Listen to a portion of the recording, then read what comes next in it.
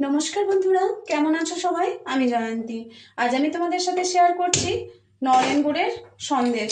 শীত প্রায় চলে যাচ্ছে, তো নলেন গুড় এখনো বাজারে অ্যাভেলেবেল।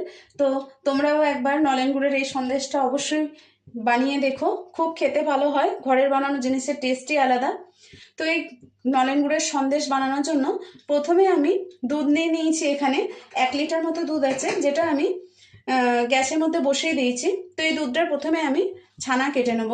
আজকে আমি এই দুধের ছানা কাটবো ভিনিগার দিয়ে, কিন্তু ভিনিগারটা তো ডাইরেক্ট দেবো না, ডাইরেক্ট দিলে ছানা অনেক সময় শক্ত হয়ে যায়। তো আমি এখানে 1 চা চামচ ভিনিগার নিয়ে নিলাম, আর এর সাথে অল্প একটু জল মিশিয়ে দেব।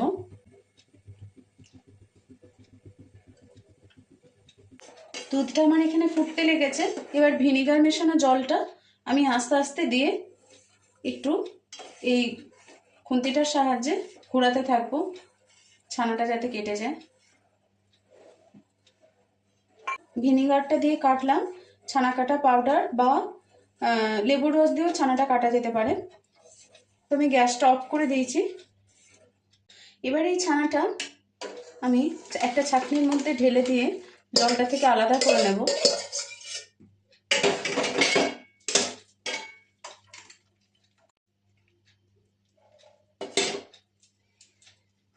এই জলটা দিয়ে অনেক সময় বিভিন্ন রকম সবজি বানানো যায়, বিশেষ করে পটলের তরকারিতে দিলে ভীষণ টেস্ট হয়। এবার এই ছানাটার উপর থেকে একটু এমনি প্লেন ঠান্ডা জল দিয়ে দেবো, যাতে এক্সট্রা টক ভাব বা ভিনিগারের যে একটা স্মেল থাকে সেটা যাতে চলে যায়, তার জন্য একটু ঠান্ডা জল দিয়ে ধুয়ে নিলাম ছানাটা। ছানা কাটা হয়ে গেছে বন্ধুরা। এবার আমি একটা প্যানের মধ্যে এখানে 1/2 লিটার মতো দুধ নিয়ে নিয়েছি, যেটা আমি জাল দিয়ে দিয়ে আমি ঘন করব। দুধটা যাতে ধরে না যায়, নাড়িয়ে চাড়িয়ে দুধটাকে ঘন করে নেব। দুধটা অনেকটাই ঘন হয়ে এসছে, অর্ধেক হয়ে গেছে প্রায়। তো এই অবস্থায় আমি দিয়ে দেবো 1 কাপ। এখানে আমি মিল্ক পাউডার নিয়েছি, গুঁড়ো দুধ নিয়েছি, এটাকে আমি এতে দিয়ে দেব এবং ভালো করে মিশিয়ে নেব।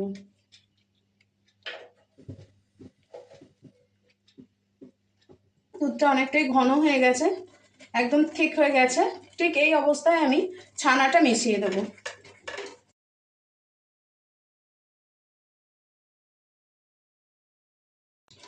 পুরো ছানাটা আমি মিশিয়ে দিয়েছি। বন্ধুরা, ছানাটা মেশানোর সময় আমি হালকা হাতে করে ম্যাশ করে ছানাটা মিশিয়েছি। আজকের সন্দেশ আমি নলেন গুড় দিয়ে করছি, এটা নলেন গুড়ের সন্দেশ করছি। তো যার জন্য আমি এখানে মেজারিং কাপের 1 কাপ পাটালি নলেন গুড় থেকে এটা আমি ভেঙে নিয়েছি। তো 1 কাপ এখানে আমি এই অবস্থায় নলেন গুড় মিক্সড করলাম। মিষ্টি দেওয়ার পর বন্ধুরা ভালো করে নেড়ে চেড়ে নেব এবং একটু শুকনো শুকনো করে নেব। তো এই সময় ধরে যাওয়ার চান্সেস থাকে খুব বেশি, তাই আমরা কন্টিনিউয়াসলি এটাকে নাড়াতে থাকবো।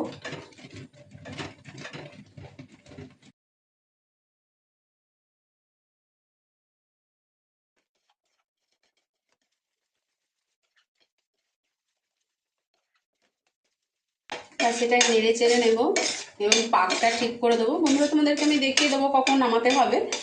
তোমরা অবশ্যই বাড়িতে বানিয়ে দেখো, খুব ভালো খেতে স্বাদ হয়। দোকানেরগুলো অনেক সময় ইম্পিউরিটিস থাকে, কিন্তু বাড়ির পিওর জিনিস দিয়ে তৈরি করা মিষ্টির টেস্টই আলাদা হয়। খুব সহজ এটা, এবং খুব তাড়াতাড়ি হয়ে যায়, কোনো ঝঞ্ঝাট নেই। আর মিষ্টিটা নিজেদের মতন করে তোমরা দিয়ে নিও, যেভাবে যতটা মিষ্টি পছন্দ করবে সেইভাবে। এর থেকে কম মিষ্টি দিয়েও করা যাবে, সেটাও খেতে খুব ভালো হয়, অল্প মিষ্টি। এই মিষ্টি কেউ একটু কড়া পাকে পছন্দ করে, কেউ হালকা পাকে, তো তোমাদের যেভাবে পছন্দ সেটা করে নেবে।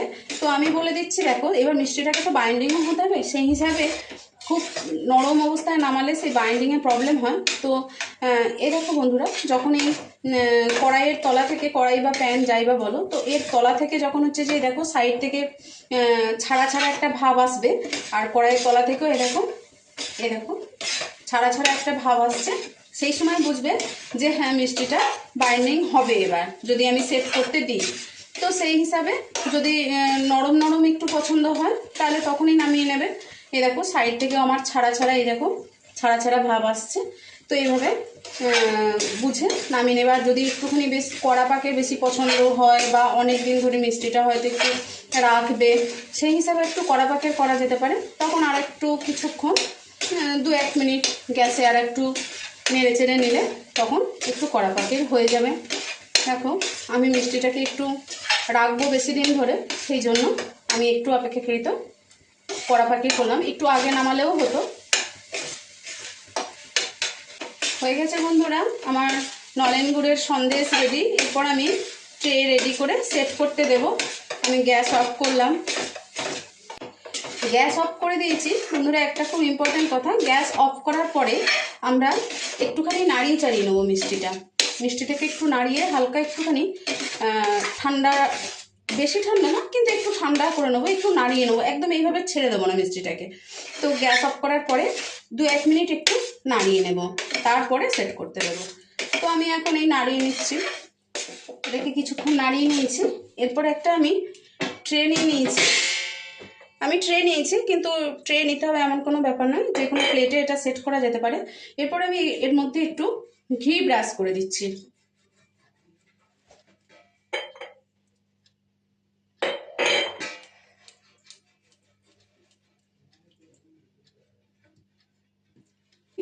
এই ট্রের মধ্যে মিষ্টিটা সেট হতে রেখে দেব।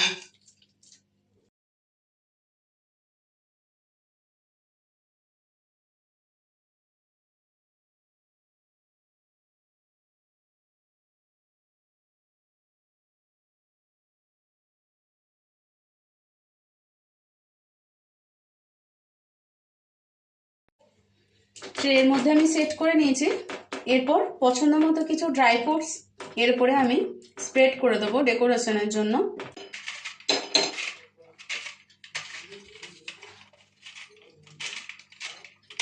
একটু ড্রাই ফ্রুটসকে আমি গ্রেট করে নিয়েছি। এরপর আমি এর মধ্যে এগুলোকে একটু স্প্রেড করে দিচ্ছি।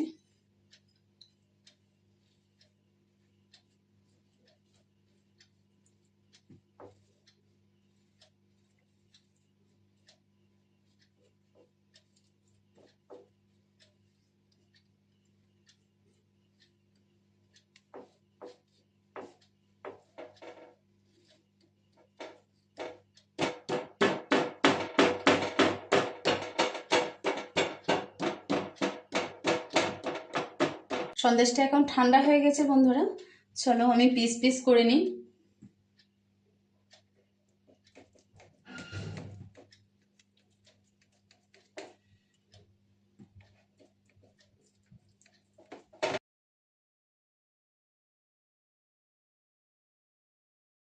বন্ধুরা অবশ্যই তোমরা একদিন বাড়িতে বানিয়ে দেখো, খেতে খুব ভালো হয়।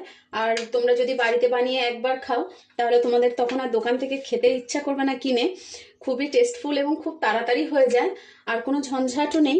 আর ভিডিওটা শেষ পর্যন্ত দেখার জন্য তোমাদেরকে অনেক অনেক ধন্যবাদ। সবাই খুব ভালো থেকো, সুস্থ থেকো, আনন্দে থেকো। দেখা হবে পরের একটি ভিডিওতে। ভিডিওটা যদি ভালো লাগে থাকে অবশ্যই লাইক শেয়ার কমেন্ট করে দিও। ফেসবুক থেকে দেখলে পেজটা ফলো করে দিও, ইউটিউব থেকে দেখলে সাবস্ক্রাইব করে দিও। বন্ধুরা তোমাদের একটা লাইক, একটা সাবস্ক্রিপশনে অনেক ইন্সপায়ার্ড হই আমি, এবং নতুন নতুন রেসিপি বানাতে অনেক ভালো লাগে। যদি ভালো লেগে থাকে তাহলে অবশ্যই ফলো এবং সাবস্ক্রাইব করে দিও। Thank you.